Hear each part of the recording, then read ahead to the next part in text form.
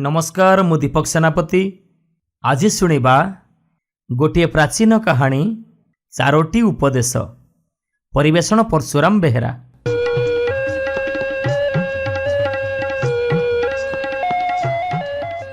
गोटिए गरीब ब्राह्मण थिला। सी भारी अलसुआ, कड़ाए कौड़ी की भी योग्य नुह।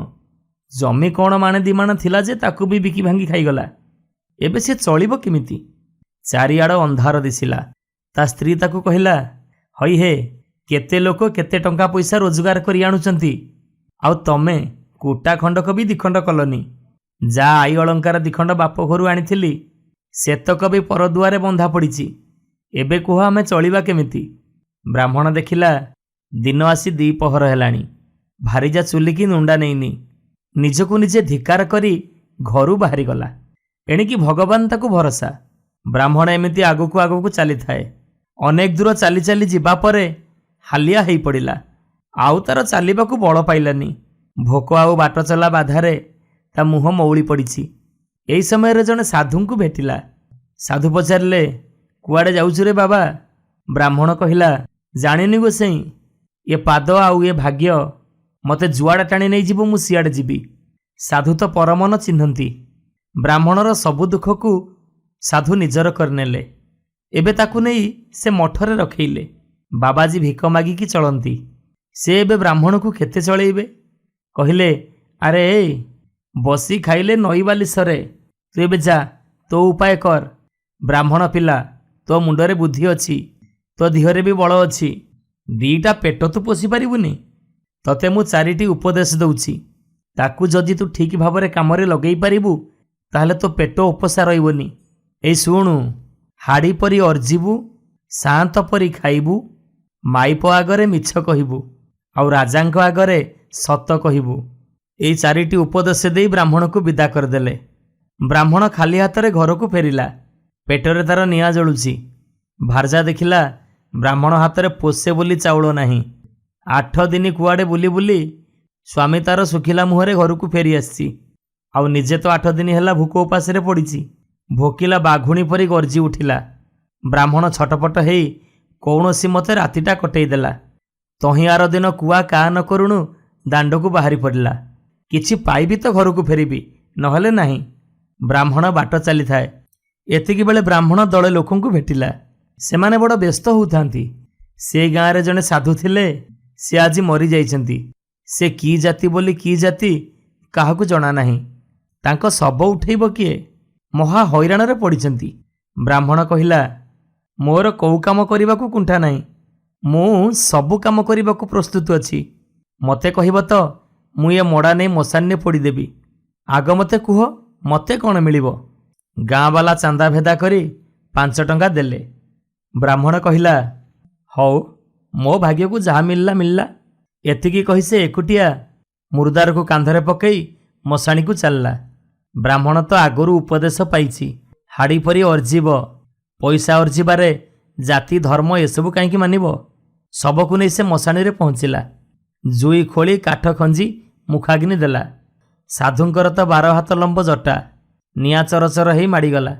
एतिकी बेले खड़ खड़ हेई साधुंक जटा भितरु सुना मोहर गुड़िए खसी पड़िला। साधु चोर भୟରେ सुना मोहर गुड़ाकू निज जटा भितर लुचेकी रखिथिले। ए कथा देखी ब्राह्मणर आनंदर सीमा रहिलानी। ओहो, भगवान देला बेले पुणी एमिति दियंती। ये होउछि ता कामर पुरस्कार। एबे मोहर तक कानीरे बांधी ब्राह्मण गोटिए गोटिए घर को चलिला। घरे पहुंची भारीजाकू किछि कहिलानी। गोटिए सुना मोहर भंगेई चाउल डाली घिओ माछ सबू किणी नेला। ए सबू देखी ता भारीजा भारी खुशी हो गला। जा हो, ता स्वामी भारी जोग्यर।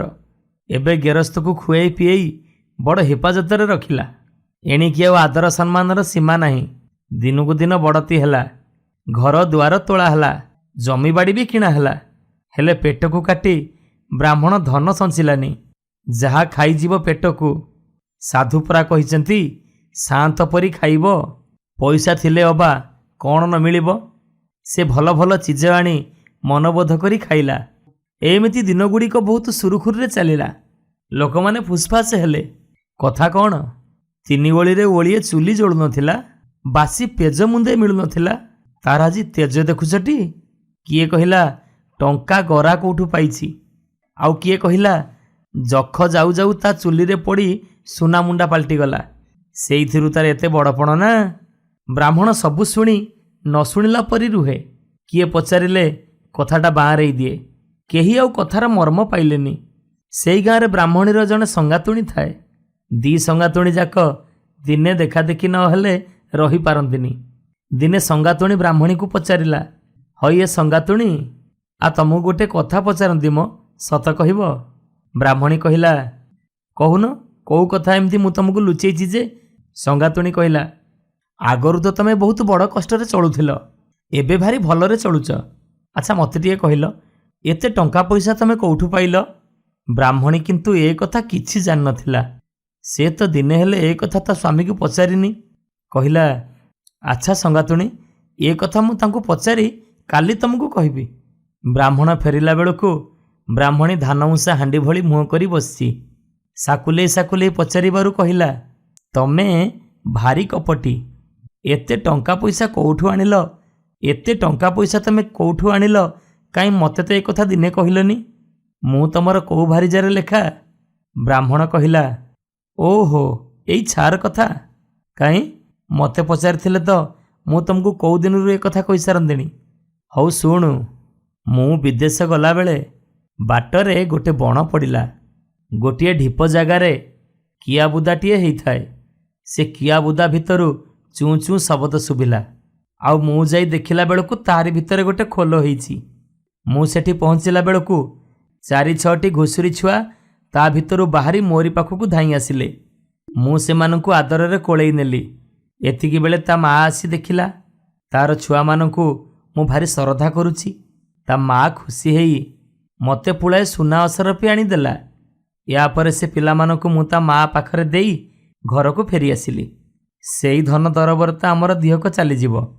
ଆଉ ଏଇ କଥା ତୁ ଯଦି ମୋତେ ଆଗରୁ ପଚାରିଥାନ୍ତୁ ମୁଁ କ'ଣ ତୋତେ କହିନଥାନ୍ତି? ଆଉ ଗୋଟିଏ କଥା ଶୁଣୁ, ଏକଥା ଯେମିତି ତୋ ମୋ ଛଡ଼ା ଆଉ କେହି ନ ଜାଣନ୍ତି। ଆଉ ଯେତେବେଳେ ଆମର ଟଙ୍କା ପଇସା ସରିଯିବ ମୁଁ ପୁଣି ସେମାନଙ୍କ ପାଖକୁ ଯାଇ ପୁଣି ପୁଳେଇ ଧନ ରତ୍ନ ନେଇ ଆସିବି। ହଉ ବୁଝି ଖବରଦାର, ତତେ ଯିଏ ଯେତେ ପଚାରିଲେ ବି ତୁ ଏ କଥା କାହାରିକୁ କହିବୁନି।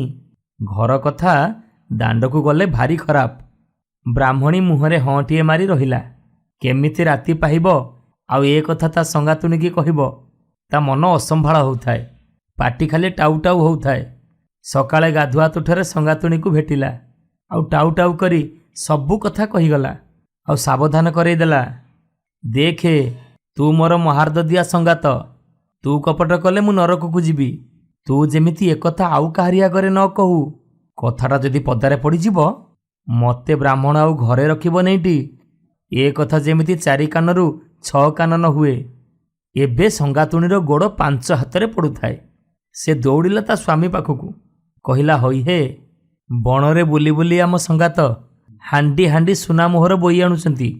ତାଙ୍କ ସମାନେ ବଡ଼ ଲୋକ ଆମ ଗାଁରେ କିଏ ଅଛି କହିଲ? ତମେ କାହିଁକି ଗରିବ ହେଇକି ରହିବ?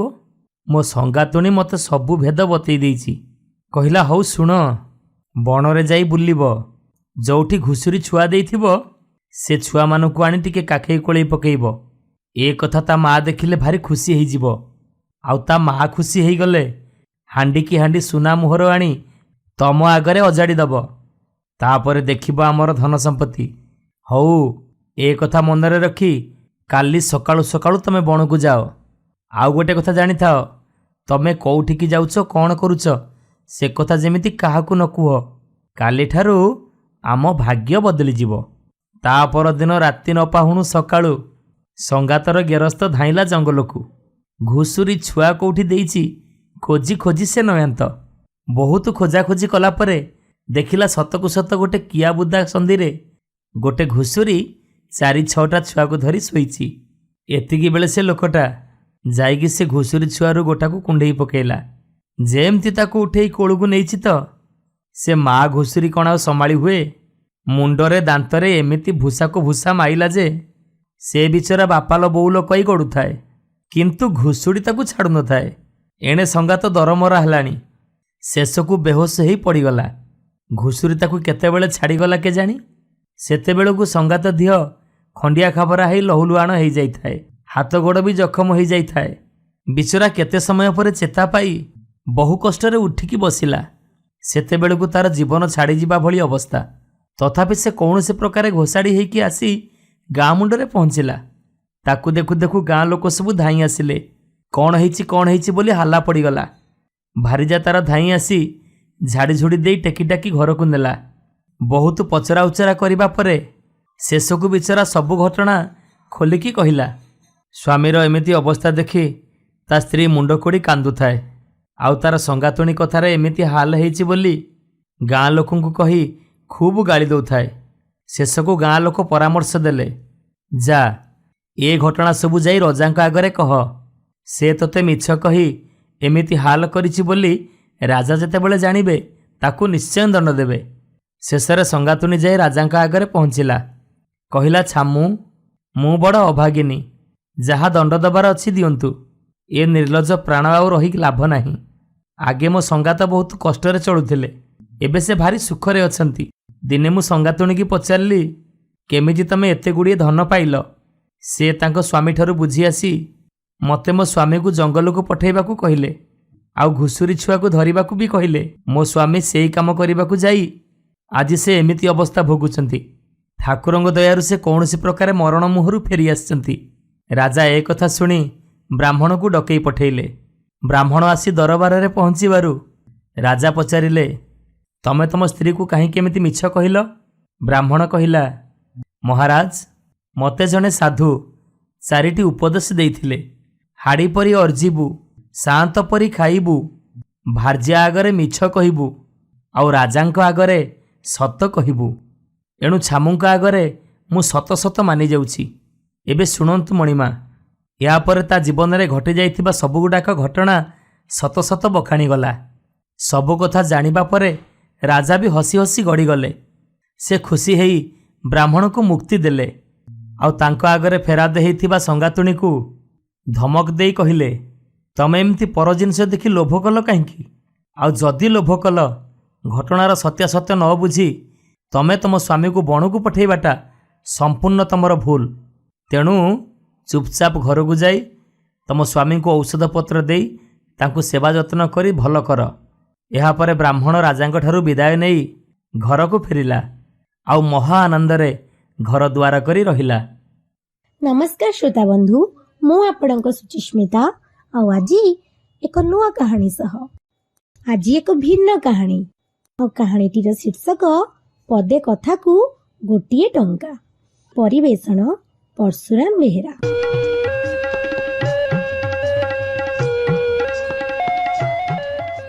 ଗାଁଟିଏ ଥିଲା ଯେ ସୁଖା କାଠ ଢୋ କରେ, ବୁଢ଼ା ଭାଲୁ ଓ କରେ। ସେଭଳି ଗାଁରେ ରହୁଥିଲେ 2 ଜଣ ସ୍ୱାମୀ ଓ ସ୍ତ୍ରୀ। ଗରିବ ବୋଲି ଗରିବ, କଂସାଏ ଭାତକୁ 2 ଭାଗ କରି ଖାଆନ୍ତି। ଖଣ୍ଡିଏ ଲୁଗାକୁ ପାଳିଆ ଓଳିଆ କରି ପିନ୍ଧନ୍ତି। ଲୋକଟିର ନାଁ ରଏଣ୍ଟୁ। ରଏଣ୍ଟୁ ଯେଉଁଦିନ ଦୁଃଖ ଭୂତି କରିବାକୁ ଯାଏ, ସେଇ ଲୁଗା ପିନ୍ଧି ବାହାରକୁ ଯାଏ। ପୁଣି ସେ ଫେରିଲେ ତା ସ୍ତ୍ରୀ ସେଇ ଲୁଗା ପିନ୍ଧି ପାଣି ଆଣିବାକୁ ଯାଏ ଓ ଅନ୍ୟାନ୍ୟ ବାହାର କାମ କରେ। ଦିନେ ରଏଣ୍ଟୁର ସ୍ତ୍ରୀ କହିଲା, ହଇଏ, କେତେ ଦିନ ଆଉ ଏପରି ଭୋକ ଉପାସରେ କାଳ କାଟିବା? ମୋ ବାପଘର ଧୂଆଁପତ୍ର ବଣିଜ କରି ତ ଭଲରେ ଚଳୁଛନ୍ତି, ତୁମେ ବି ସେମାନଙ୍କ ସହିତ ଯାଇ ବଣିଜ କର। ଏପରି କହି ରଏଣ୍ଟୁର ସ୍ତ୍ରୀ ମହାଜନ ଘରୁ 5 ଟଙ୍କା ରୂପା ଟଙ୍କା ଧାର ଆଣିଲା। ରଏଣ୍ଟୁ ହାତରେ ଦେଇ କହିଲା, ଏଇ ମୂଳଧନରେ ବଣିଜ ଆରମ୍ଭ କର। ସେ ଯାଇ ତା ଭାଇମାନଙ୍କୁ କହି ଆସିଲା ଯେ ସେମାନେ ବଣିଜ କରି ବାହାରିଲା ବେଳେ ରଏଣ୍ଟୁକୁ ବି ସାଙ୍ଗରେ ନେଇଯିବେ। ପାହାନ୍ତାରୁ ଉଠି ସଜ ହୋଇ ରଏଣ୍ଟୁ ଅପେକ୍ଷା କଲା, କିନ୍ତୁ ତା ଶଳାମାନେ ତାକୁ ଡାକିଲେ ନାହିଁ। ରଏଣ୍ଟୁ ଭାବିଲା, ହାଟ ତ ଦେଖିଛି, ଏକା ଚାଲିଯିବି। ରଏଣ୍ଟୁ ଏକା ଏକା ଚାଲୁଥାଏ। ବାଟରେ ଦେଖିଲା ତା ଆଗରେ ବ୍ରାହ୍ମଣ ଜଣେ ବାଟ ଚାଲୁଛନ୍ତି। ରଏଣ୍ଟୁ କହିଲା, ହଇ ଗୋସାଇ ମହାପୁରୁ, ତମେ ଏମିତି ଚୁପଚାପ ବାଟ ଚାଲୁଛ ଯେ? ତମେ ତ ଜ୍ଞାନୀ ଲୋକ, କଥା ପଦେ ପଦେ ଯଦି କହନ୍ତ ବାଟ ଚଲା ଜଣା ପଡ଼ନ୍ତା ନାହିଁ। ବ୍ରାହ୍ମଣ କହିଲେ, କଥା କହିବି ଯେ, ଦେଖ ବାବୁ, ମୁଁ ଆଲତୁ ଫାଲତୁ କଥା କହେ ନାହିଁ। ମୋ ପଦେ କଥାକୁ 1 ଟଙ୍କା। ରାଜି ତ କହିବି। ରଏଣ୍ଟୁ କହିଲା, ହଉ, ପଦେ ତ ହେଲେ କଥା କହ। ବ୍ରାହ୍ମଣ କହିଲେ, ବାବୁରେ, ଗାଁ ବାହାରେ ଶୋଇବୁ ନାହିଁ। ରଇଣ୍ଟୁ ଭାବିଲା ସତ କଥା। ସେ ବ୍ରାହ୍ମଣଙ୍କ ହାତକୁ ଟଙ୍କାଟିଏ ବଢ଼ାଇ ଦେଲା। କିଛି ସମୟ ପରେ ପୁଣି ରଇଣ୍ଟୁ କହିଲା, ଗୋସେଇ ମହାପୁରୁ, ଆର ପଦେ କଥା କହ। ବ୍ରାହ୍ମଣ କହିଲା, 5 ଲୋକର କଥା ବୋଲ ମାନି ଚଳିବୁ। ରଇଣ୍ଟୁ ବ୍ରାହ୍ମଣକୁ ଆଉ ଟଙ୍କାଏ ଦେଲା। ପୁଣି ଦୁହେଁ ଚୁପଚାପ ବାଟ ଚାଲିଲେ। ରଇଣ୍ଟୁ କିଛି ସମୟ ପରେ ଆଉ ଥରେ କହିଲା, ଆର ପଦେ କଥା କହ ଗୋସେଇ। ବ୍ରାହ୍ମଣ କହିଲେ, ଗୁପ୍ତ କଥା ନିଜ ସ୍ତ୍ରୀକୁ କହିବୁ ନାହିଁ। ରଇଣ୍ଟୁ ପୁଣି ଟଙ୍କାଟାଏ ବ୍ରାହ୍ମଣଙ୍କୁ ଧରେଇ ଦେଲା। ହାଟ ପାଖରେ ପହଞ୍ଚି ରଇଣ୍ଟୁ ଦେଖିଲା ତା ପାଖରେ ଆଉ 2 ଟଙ୍କା ମାତ୍ର ରହିଲା। ଭାବିଲା, କଥା ଶୁଣିବା ଏତିକିରେ ଥାଉ, ଏହା ଆଗ ପରୀକ୍ଷା କରି ଦେଖେ। ଏହା ଭାବି ଆଉ ବ୍ରାହ୍ମଣଙ୍କ କଥା ନ ପଚାରି ହାଟ ଭିତରେ ପଶିଲା। ଟଙ୍କାକର ଧିଙ୍ଗିଆ କିଣି ବୋଝ ବାନ୍ଧିଲା। ଆଉ ଟଙ୍କାକ ଭଲ ମନ୍ଦକୁ ଥାଉ ବୋଲି ଅଣ୍ଟିରେ ଖୋସିଲା। ଫେରିଲା ବାଟରେ ରାତି ହୋଇଗଲା। ରଇଣ୍ଟୁ ଗାଁକୁ ଫେରି ନ ପାରି ପାଖ ଗାଁରେ ରାତିଟା ରହିଯିବାକୁ ଭାବିଲା। ଗାଁ ମୁଖିଆକୁ ଦେଖା କରି ଜାଗାଟିଏ ଶୋଇବା ପାଇଁ ମାଗିଲା। ଗାଁ ମୁଖିଆ କହିଲେ, ଗାଁ ମଝିରେ କୁକୁଡ଼ା ଘରଟିଏ ଖାଲି ପଡ଼ିଛି। ସେଠି ଜଣେ ବେପାରୀ ମାସେ ହେଲା ଆସି ରହିଛନ୍ତି। ତାଙ୍କ ସାଙ୍ଗରେ ଯା ରହିବୁ। ରଇଣ୍ଟୁ ତା ବାକି ଟଙ୍କାଟାକୁ ଭଙ୍ଗାଇ ଗାଁ ଭିତରୁ ଚୁଡ଼ାମୁଡ଼ି କିଣି ଆଣିଲା ଏବଂ ବେପାରୀ ସହିତ ରହିଲା। ଗୋସେଇଁ ତ କହିଛନ୍ତି ଗାଁ ବାହାରେ ଶୋଇବୁ ନାହିଁ, ତେଣୁ ସେ ଏଭଳି ଭାବରେ ରାତି କଟାଇଲା। ଅଧ ରାତିରେ ତା ନିଦ ଭାଙ୍ଗିଗଲା। ସେ ଦେଖିଲା ବେପାରୀକୁ ଜ୍ୱର ହୋଇଛି। ସେ ଧାଇଁଲା ମୁଖିଆ ପାଖକୁ। ମୁଖିଆ କହିଲେ ଯେ ତାଙ୍କୁ ବୋଧହୁଏ ବେଶୀ ଥଣ୍ଡା ହୋଇଯାଇଛି, ଟିକେ ସେକାସେକି କରିଦିଅ। ରଇଣ୍ଟୁ ସେଭଳି କଲା। ହେଲେ ସକାଳ ହେଲା ବେଳକୁ ବେପାରୀଟି ମରିଗଲା। ଗାଁ ଲୋକ ସମସ୍ତେ ଜମା ହେଲେ। କହିଲେ, ବାବୁ, ତୁ ତ ତାକୁ ଏତେ ସେବା କଲୁ, ଆଉ ଗୋଟିଏ କାମ କର, ହଳ ଗାଡ଼ିରେ ନେଇଯାଇ ଏ ବେପାରୀର ଶବକୁ ଗାଁ ବାହାରେ ପକେଇ ଦେଇ ଆ। ତା ଲୁଗାପଟା ମଧ୍ୟ ଫିଙ୍ଗା ଫିଙ୍ଗି କରିଦେଇ ଆ। ରଇଣ୍ଟୁ ଭାବିଲା, ଗୋସେଇଁ ତ କହିଛନ୍ତି 5 ଲୋକର ବୋଲ ମାନି ଚଳିବୁ। ଏଣୁ ଗାଁ ଲୋକଙ୍କ କଥା ମାନି ସେ ଶବକୁ ନେଇ ଗାଁ ବାହାରେ ପୋତିଦେଲା। ବେପାରୀର ଲୁଗାପଟା ଭିତରେ ସେ ଦେଖିଲା ଗୋଟିଏ ବୁଜୁଳି ରୂପା ଟଙ୍କା। ରଇଣ୍ଟୁ ଖୁସି ହେଇଗଲା। ନିଜ ଗାମୁଛାରୁ ଧିଙ୍ଗିଆକୁ ଫିଙ୍ଗି ସେତେକ ଟଙ୍କା ଗଣ୍ଠିଲି କରି ତା ଗାଁକୁ ଚାଲିଲା। ରଇଣ୍ଟୁ ଘରକୁ ଫେରିଲା। ତା ସ୍ତ୍ରୀ ପଚାରିଲା, କାହିଁ ଧିଙ୍ଗିଆ କ'ଣ କଲ? ରଇଣ୍ଟୁ କହିଲା, ପାଟି କରନା, ଦେଖ କ'ଣ ଆଣିଛି। ତା ସ୍ତ୍ରୀ ଏତେ ଗୁଡ଼ିଏ ଟଙ୍କା ଦେଖି କାବା ହୋଇଗଲା। ଡରି କରି ପଚାରିଲା, କେଉଁଠୁ ଚୋରି କରି ଆଣିନ ତ? ରଇଣ୍ଟୁ ମନେ ମନେ ବିଚାର କଲା, ବ୍ରାହ୍ମଣ ଗୋସାଇଁ ତ କହିଛନ୍ତି ଯେ ନିଜ ଗୁପ୍ତ କଥା କାହାକୁ କହିବୁ ନାହିଁ ବୋଲି। ରଇଣ୍ଟୁ କହିଲା, ନାଇଁ ଲୋ, ଆସୁଥିଲି ଯେ ପାହାନ୍ତା ପହରରୁ ଭାଲୁଟିଏ ମହୁଲ ଖାଉଥିଲା। ଚୁପଚାପ ଯାଇ ତା ଲାଞ୍ଜକୁ ଚଟପଟ କରି ଟାଣି କରି କଷି କରି ବାଡ଼ିରେ ପାହାରେ ପକେଇଦେଲି ଯେ ଭାଲୁ ଏତକ ଟଙ୍କା ହଗିଦେଲା। ସେଇ ଟଙ୍କା ଧରି ଆସିଛି ଆଉ। ରଇଣ୍ଟୁର ସ୍ତ୍ରୀ ଖୁସି ହୋଇ ତାକୁ ନେଇ ହାଣ୍ଡିରେ ପୁରାଇ ରଖିଲା। ରଇଣ୍ଟୁର କିଛି ଟଙ୍କା ନେଇ ତା ସ୍ତ୍ରୀ ଭଲ ଭଲ ଶାଢ଼ୀ ଓ ଅଳଙ୍କାର କିଣି ଆଣିଲା। ସବୁଥିରେ ସଜେଇ ହୋଇ ରଇଣ୍ଟୁର ସ୍ତ୍ରୀ ପଡ଼ିଶା ଘରକୁ ନିଆଁ ମାଗିବାକୁ ଗଲା। ମାତ୍ର ନିଆଁ ନ ଆଣି ଫେରି ଆସିଲା। ଏହିପରି ନିଆଁ ମାଗିବାର ବାହାନାରେ ସେ ଗାଁ ସାରା ବୁଲି ଆସିଲା। ଲୋକେ ଦେଖିଲେ ରଇଣ୍ଟୁର ସ୍ତ୍ରୀ ଭଲ ଶାଢ଼ୀ ଅଳଙ୍କାର ପିନ୍ଧି ଆସିଛି। ଲୋକେ ପଚାରିଲେ, ରାତାରାତି ଏ କିପରି ଧନୀ ହୋଇଗଲା? ରଇଣ୍ଟୁ ସ୍ତ୍ରୀ ତା ସ୍ୱାମୀ କହିଥିବା ଭାଲୁ କଥା କହିଲା। ଗାଁ ଲୋକେ ଭାବିଲେ, ଭାଲୁକୁ ମାଡ଼ ଦେଲେ ଯଦି ଟଙ୍କା ହଗୁଛି, ଆମେ ବି ସେପରି କରିବା। ଗାଁ ଯାକ ଲୋକ ଠେଙ୍ଗା ବାଡ଼ି ଧରି ଭାଲୁ ଖୋଜିଗଲେ। ଦେଖିଲେ ଏକ ଗୁମ୍ଫା ଭିତରେ 2ଟି ଭାଲୁ ଶୋଇଛନ୍ତି। ସେମାନଙ୍କ ଲାଞ୍ଜକୁ ଧରି ଠେଙ୍ଗାରେ ମାରିବା ଆରମ୍ଭ କଲେ। ଭାଲୁ 2ଟା ରାଗି ଯାଇ ଲୋକଙ୍କୁ କାମୁଡ଼ି ରାମ୍ପୁଡ଼ି କରି ଲହୁ ଲୁହାଣ କରିଦେଲେ। ସମସ୍ତ ଗ୍ରାମବାସୀ ପ୍ରାଣ ବିକଳରେ ଗାଁକୁ ଆସି ରଇଣ୍ଟୁକୁ ସବୁ କଥା କହିଲେ। ରଇଣ୍ଟୁ ହସି କହିଲା, ମୁଁ ସିନା ମହୁଲ ଖାଉଥିବା ଭାଲୁକୁ ପିଟିଲି ଯେ ସେ ଟଙ୍କା ହଗିଲା, ତମେ ତ ଶୋଇଥିବା ଭାଲୁ ସାଙ୍ଗରେ ଚଳେଇ ହେଲ, ଆଉ ଫଳ କ'ଣ ହୁଅନ୍ତା ଯେ? ରଇଣ୍ଟୁ ମନେ ମନେ ଭାବିଲା, ବ୍ରାହ୍ମଣ ଗୋସାଇଁଙ୍କ ପ୍ରତି କଥାରେ ଟଙ୍କାଟିଏ ଦେଇ ବି ସେ କ୍ଷତିରେ ପଡ଼ିନାହିଁ। ପ୍ରକୃତରେ ଜ୍ଞାନୀ ଲୋକଙ୍କ ପଦେ କଥାର ମଧ୍ୟ ମୂଲ୍ୟ ରହିଛି। ଶ୍ରୋତା ବନ୍ଧୁ, ଆଜି ପାଇଁ କାହାଣୀଟି ଏତିକି। ଏ କାହାଣୀ ଆମକୁ ଶିଖାଇଲା ଆମକୁ ସବୁବେଳେ ବଡ଼ମାନଙ୍କ କଥା ଶୁଣିବା ଦରକାର, କାରଣ ସେମାନଙ୍କର ଜୀବନରେ ଆମମାନଙ୍କ ଠାରୁ ଅଧିକ ଅଭିଜ୍ଞତା ଅଛି, ଆଉ ସେଇ ଅଭିଜ୍ଞତା ନିଶ୍ଚିନ୍ତ ଆମର କେବେ ନା କେବେ କାମରେ ଆସିବ। ତ ବଡ଼ମାନଙ୍କ କଥା ଶୁଣିଲେ ଆମର ମଙ୍ଗଳ ହେବ। ଧନ୍ୟବାଦ।